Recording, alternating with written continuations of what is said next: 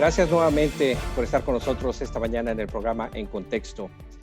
Muchos de ustedes se han preguntado con las estadísticas y los números que se publican todos los días de personas infectadas y de personas fallecidas. Y siempre nos preguntamos por qué las autoridades, por lo menos en el estado de Indiana, no han dado a conocer información de personas que se han aliviado y han pasado de esta travesía, de esta pesadilla de aliviarse del coronavirus, el COVID-19. Bueno, hoy vamos a hablar con una persona que pasó ese infierno y que se alivió y que ya está bien, afortunadamente. Está aquí con nosotros vía Zoom, está con nosotros David Vega. Él es estudiante de medicina de la Universidad de Indiana. David, ¿cómo estás? Déjame preguntarte primero, ¿cómo estás ya ahora? Muy bien, gracias a Dios y gracias por tenerme en su programa, Luis. Al contrario, gracias por platicarnos, por estar con nosotros y obviamente hablar sobre la pesadilla que tú viviste al haberte contagiado del coronavirus, el COVID-19. Platícanos primero para empezar, ¿cómo te empezaste a sentir? Vamos a empezar por ahí. ¿Cómo te empezaste a sentir? Sí, apenas regresándome a Indiana y el día siguiente comencé con calentura, escalofríos, debilidad, cansancio. Realmente yo no quería hacer nada y yo creía que tal vez era una calentura, pero el día siguiente fui a mi doctor, a mi médico, hizo una prueba de calentura, todo salió negativo y en una semana que yo todavía tenía mis síntomas, salió positivo mi examen de coronavirus. Tú empezaste ¿cuáles fueron los síntomas después de que sentiste temperatura? ¿Tuviste algún otro síntoma?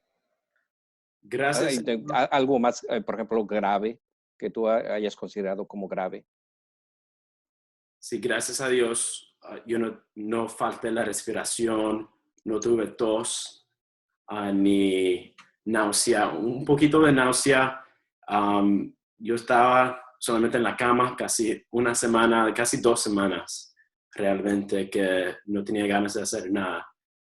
Y realmente la calentura y esa debilidad era lo más peor. Cuando te diste cuenta, cuando te dijeron, ¿cuánto tardó el proceso para que, desde que te tomaron la prueba del COVID-19 hasta que te dijeron que sí, efectivamente saliste positivo? Tomó 7 días y yo tenía que quedarme en esa cuarentena hasta que me dieron los resultados. Y estuviste en tu casa, en tu apartamento, todo ese tiempo. Sí, todo ese tiempo en mi apartamento. Ahora, ¿dónde crees tú, David, que adquiriste el virus, el coronavirus, COVID-19? ¿Dónde crees que pasó? Sí, la pregunta de millón. Yo acaba de regresarme de una rotación en África. Yo estaba ya 2 meses con la escuela de medicina y visité a mi familia porque soy originalmente de Florida y yo visité a muchos amigos, muchas reuniones y de salir de Florida, regresarme a Indiana para regresar y continuar mis estudios. Al día siguiente me enfermé.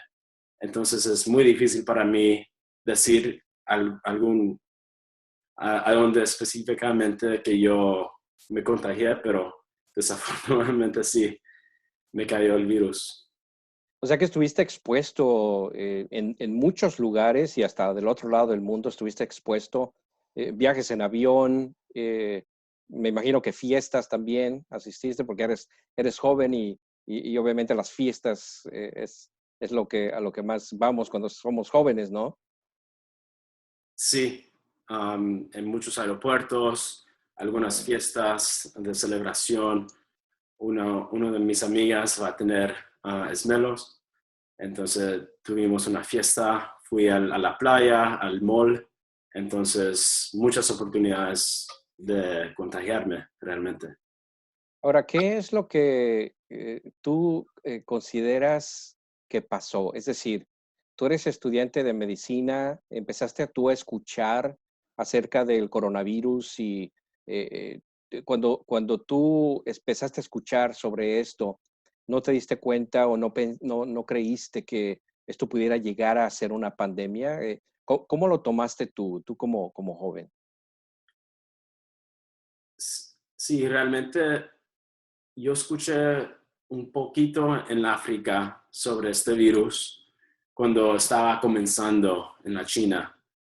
Y cuando llegué a los Estados Unidos, solamente había unos casos en Nueva York, en Washington, y no había mucho en Miami o en Florida.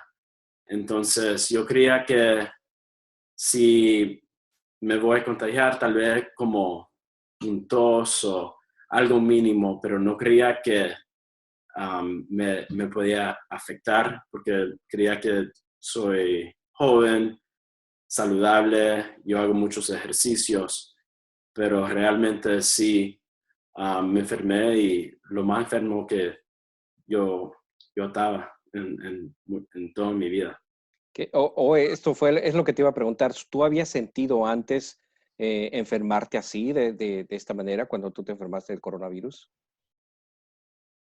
Creo que lo más peor en mi vida, porque con calentura en el pasado, tal vez 2 días, 3 días, pero teniendo calentura por 7, 8, 9 días es muy desagradable. Entonces, sí, yo creo que lo más peor. Permíteme preguntarte esto. ¿Tú sufres de alguna enfermedad, corazón, tienes diabetes, o tú te consideras completamente sano? Gracias a Dios, completamente sano. No tengo ningún otro tipo de enfermedad. Ahora, ¿tú qué le dirías a la gente que está allá afuera que no cree que esto sea verdadero? Es decir, a estas alturas de tantos muertos que hay a nivel mundial y que escuchamos también todos los días aumentan los números de contagios, de resultados positivos aquí en Indiana y de muertes. Y hay personas increíblemente que todavía dicen, no, esto no existe, esto es algo político, esto es algo que está inventando el gobierno para asustarnos, tienen muchas teorías eh, eh, que no van con la realidad, obviamente. Esto es real. ¿Qué le dirías tú a esa gente? Y sobre todo a los jóvenes que como tú pueden decir, yo soy joven, a mí no me va a pegar, ¿no? Sí. Quiero decirte que por favor, quédense en la casa. Yo soy alguien joven, no tengo ninguna enfermedad, soy realmente sano y me afectó por 2 semanas y gracias a Dios que yo no tenía síntomas peores que yo tenía que ir al hospital.